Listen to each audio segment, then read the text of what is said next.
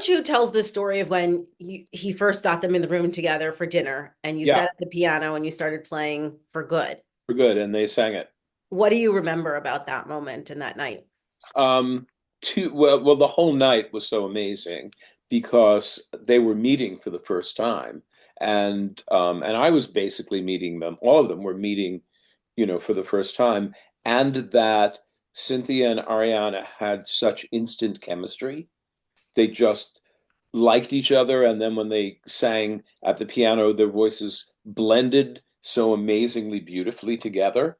Um, and I think that chemistry shows up in the movie, and it's a key to why I think people find the movie so emotionally satisfying.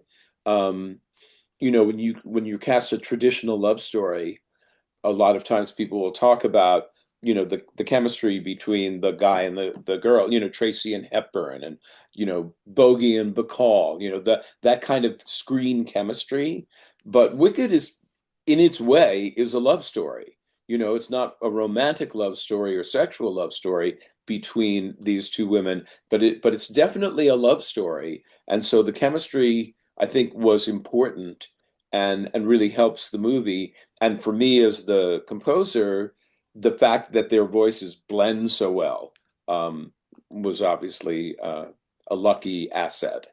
Did you know you were gonna sit at the piano and play that song, or that they would No, even sing? no, not at all. I think it was either Mark Platt or John Chu who kind of does things like that. He was Just like, out of the blue. He's like, "Hey, let's all go inside, and Stephen, why don't you play? And ladies, if you know the words, sing along." It was extremely impromptu.